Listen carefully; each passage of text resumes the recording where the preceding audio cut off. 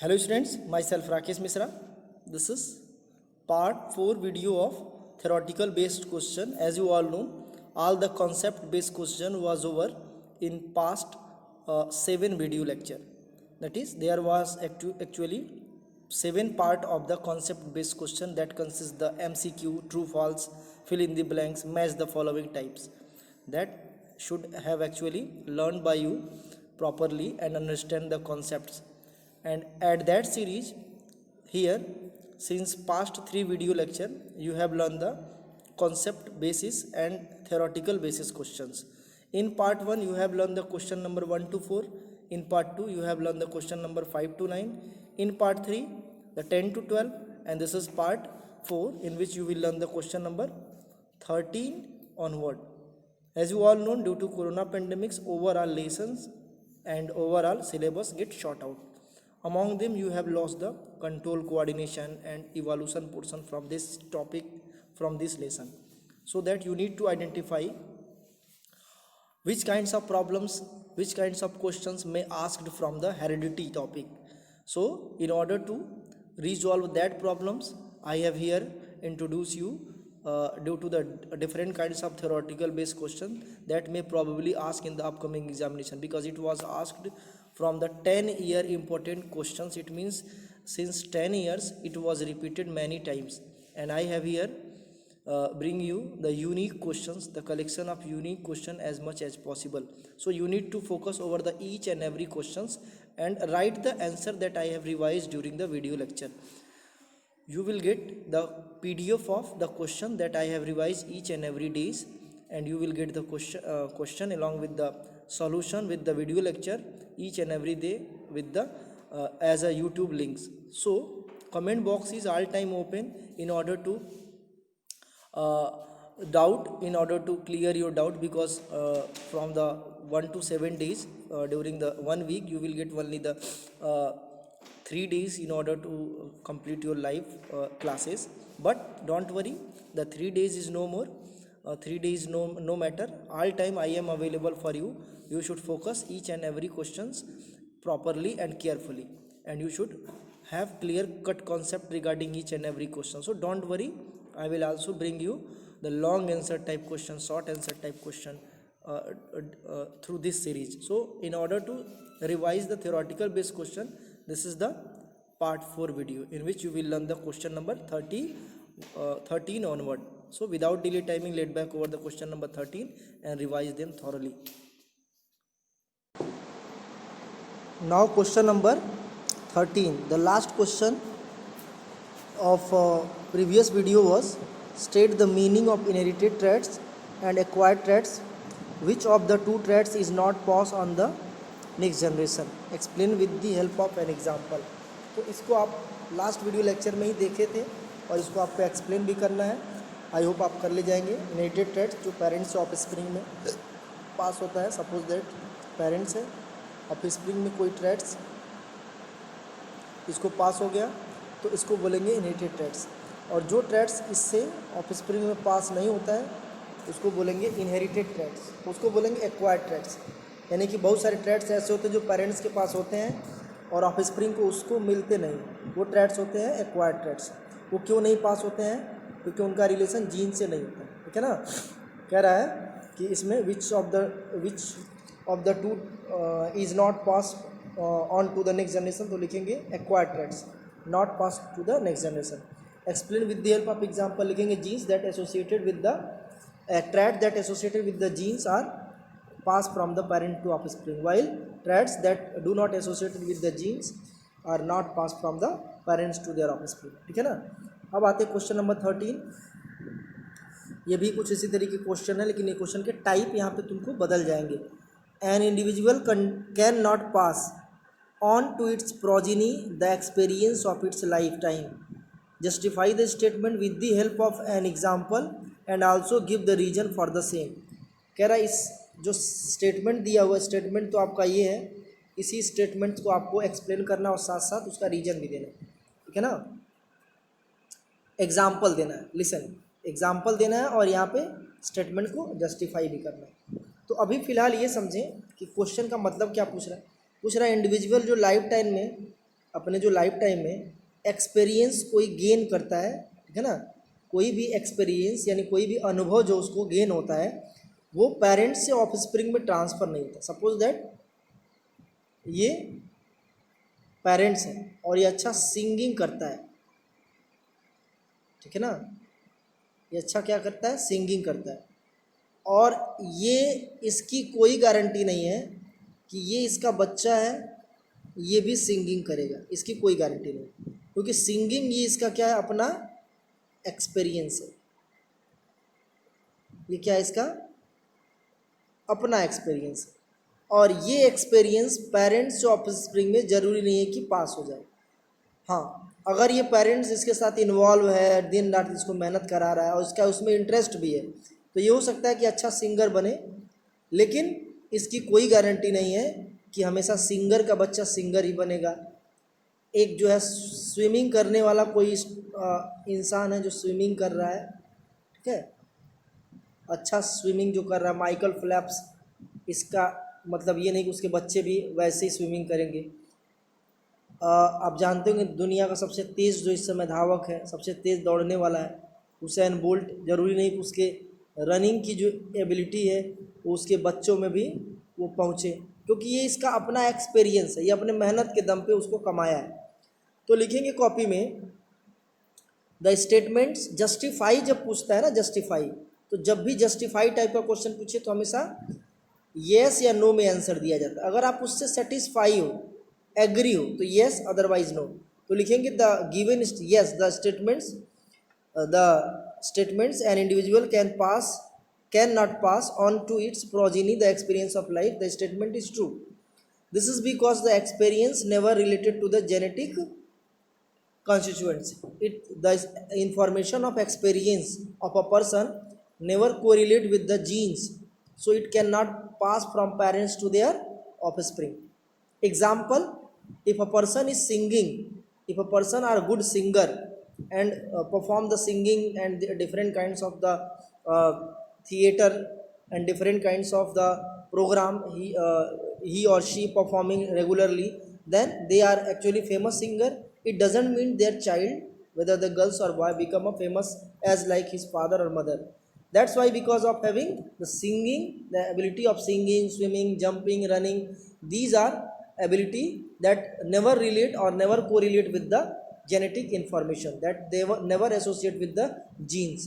It is the personal life experience that cannot pass from parents to their offspring. तो example हो गया, individual को justify कर लेंगे, ठीक है ना, इसमें आपको जस्टिफाई टाइप का भी हो गया, ये पूरा अच्छे से कर लेंगे और एग्जाम्पल ले देंगे, ठीक है ना। सपोज दैट ऐसे करके a person a good singer, then it is no guarantee, it is no any guarantee that the person able to transfer their ability of singing to the next generation, ठीक है ना, कोई problem नहीं होगी, इसमें आप कर ले जाएंगे। नेक्स्ट क्वेश्चन नंबर 14 पे आते हैं। What is mono hybrid cross, बहुत इंपॉर्टेंट है बेटा, what is mono hybrid cross. Mono hybrid cross क्या होता है, लिख दे रहे हैं कॉपी में, the cross between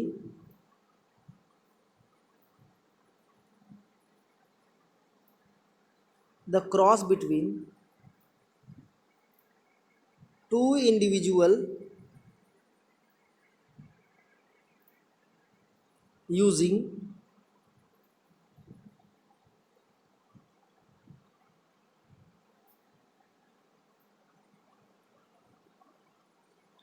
using single contrasting traits, single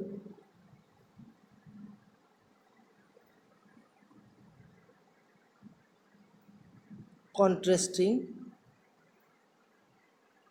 traits.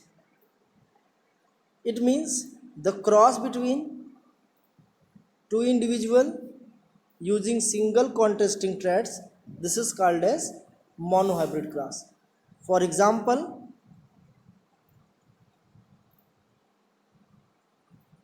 cross between two individual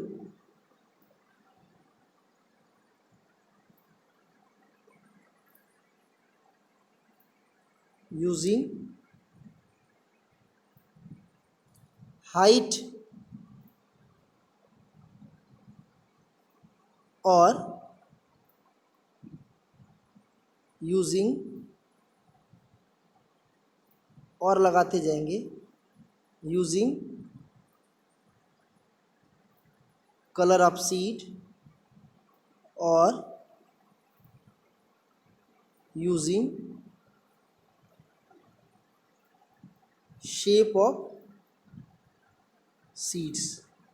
तो यहाँ पे कुछ पॉइंट्स आपको नोट आउट करने हैं कि cross between two individual using height और यूजिंग कलर ऑफ सीड्स और यूजिंग शेप ऑफ सीड्स, कोई एक ही कॉन्ट्रास्टिंग ट्रेट्स लेना है। या तो हाइट लीजिए, टाल और ड्वार्फ इसमें हो जाएंगे, या फिर कलर ऑफ सीड्स लीजिए, पी प्लांट्स में येलो ग्रीन हो जाएगा, या तो सीड का शेप लीजिए, पी प्लांट्स में राउंड येलो हो जाएगा, राउंड रिंकल्ड हो जाएगा।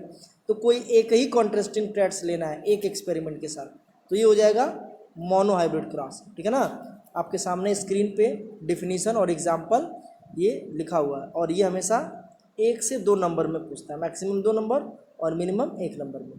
2 नंबर में पूछेगा या नहीं पूछेगा तो भी आप जो है हमेशा एग्जाम्पल जरूर लिखिएगा। किसी भी एग्ज़ाम में अच्छा नंबर अगर गेन करना है तो एग्जाम्पल अगर लर्न है तो लिख देना चाहिए, बहुत ज़्यादा टाइम नहीं लगता, जितना आप डेफिनेशन लिखते हैं उससे कम समय एग्जाम्पल ख़त्म हो जाता है। ठीक है ना, कोई प्रॉब्लम नहीं होगी आपको। चलो आते हैं क्वेश्चन नंबर 15 पे। What are autosomes and sex chromosomes, पूछ रहा है कि ऑटोसोम्स और सेक्स क्रोमोसोम्स क्या होते हैं। तो जानते तो सब हो, for example human being has 46 number of chromosome, 46 number of chromosomes. Out of 46, 44 responsible for the body formation, and the last pair either the XX or XY, this responsible for the gender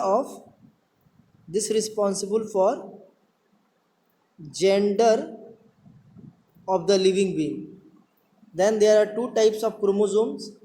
The chromosome that is last pair of chromosomes that responsible for gender of living being called as sex chromosome,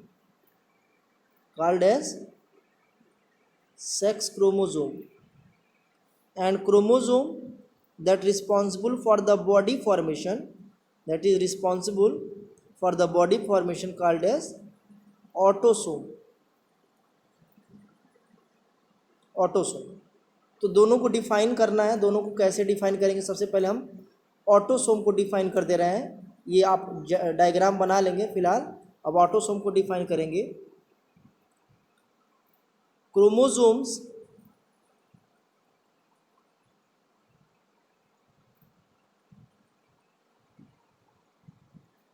लिख दे रहे हैं यहाँ पे।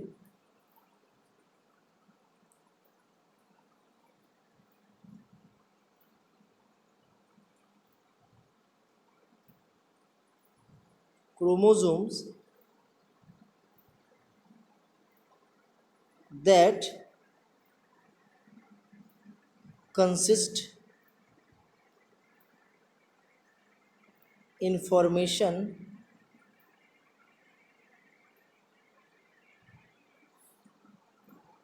of body design,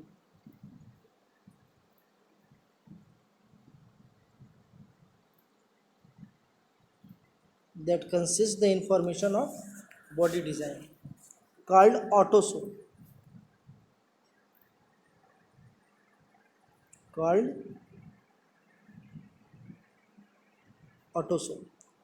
देखेंगे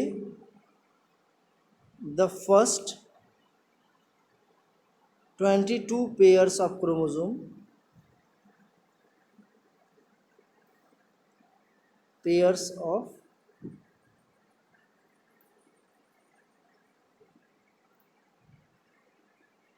chromosomes called autosome in human।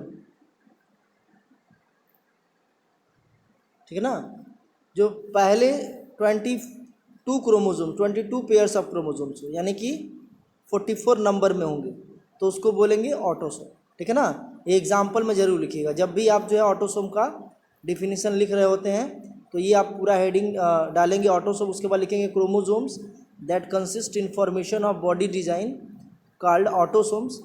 लिखेंगे the first, ये first की स्पेलिंग यहाँ पे थोड़ा सा सही कर दे रहा हूँ मैं, FIRST, the first 22 pairs of chromosomes called autosomes in human being, ठीक है ना। अब आते हैं सेक्स क्रोमोसोम्स को डिफाइन करते हैं, सेक्स क्रोमोसोम्स को भी डिफाइन करते हैं।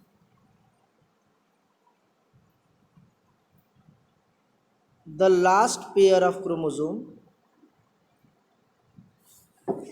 the last pair of chromosomes that store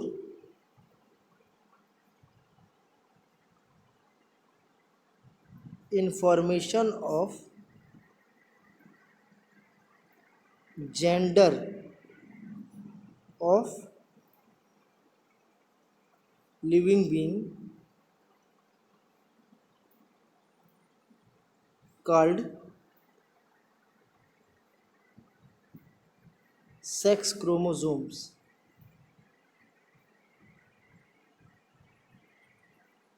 sex chromosomes, ठीक है ना। यानी कि इसको कैसे डिफाइन करेंगे, the last pair of chromosomes that store information of gender of living being called sex chromosomes. और एग्जाम्पल क्या लिखेंगे सेक्स क्रोमोसोम्स का, in human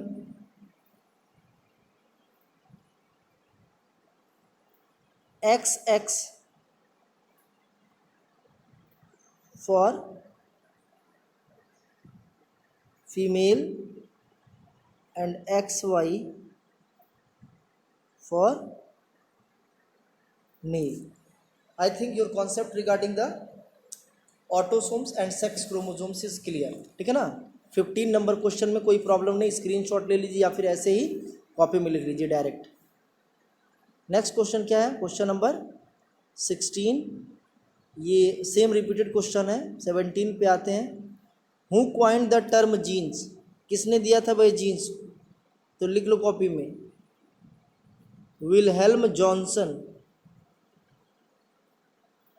Wilhelm Johannsen coined the term gene, ठीक है ना। जीन की डिस्कवरी किसने की थी, इट इज डिस्कवर्ड बाई,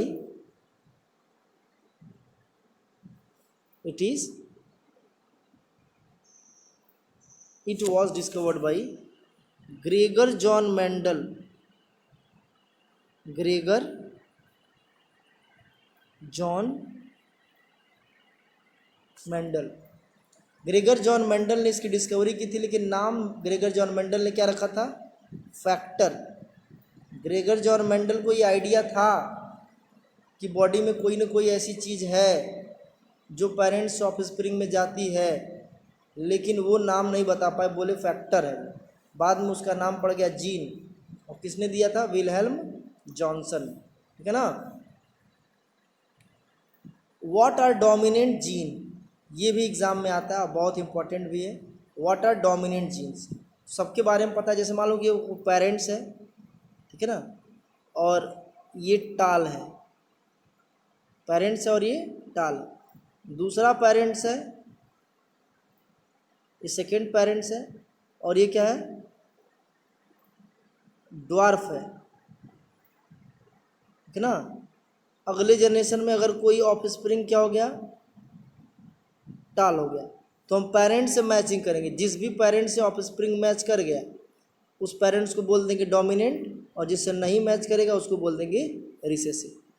तो लिखेंगे traits that appears in next generation called as dominant traits, and the genes for the dominant traits is known as dominant genes. यानी कि यहाँ पे लिख दे रहे हम traits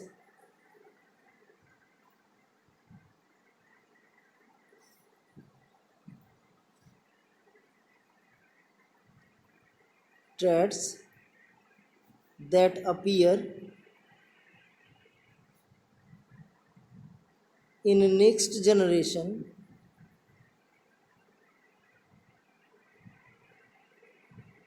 traits that appear in next generation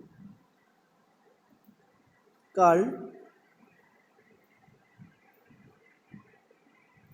dominant traits. It means traits that appeared in next generation having in high percent, ठीक है ना, in high percent, in high percent called dominant traits. ये dominant traits का example definition, traits that appears in next generation in high percent called dominant traits. ये बहुत important है. Example भी लिखना है आपको. Example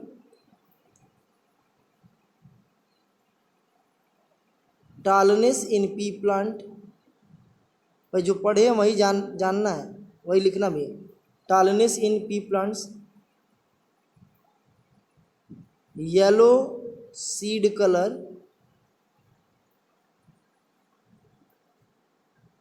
of pea, round seed shape of pea. तो ये कुछ पॉइंट्स हैं जिसको आप एग्ज़ाम में जब पूछे तो इस पॉइंट्स को लेकर के हम डोमिनेंट और रिसेसिव जीन्स को लिख सकते हैं, ठीक है ना. इसको लिखना कॉपी में और भी बाकी बातें लिख लें. It always represented as capital letter. It always represented as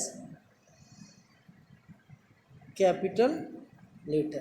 हमेशा इसको कैपिटल लेटर, कैपिटल टी में, कैपिटल वाई में, कैपिटल आर में ऐसे रिप्रेजेंट करते हैं.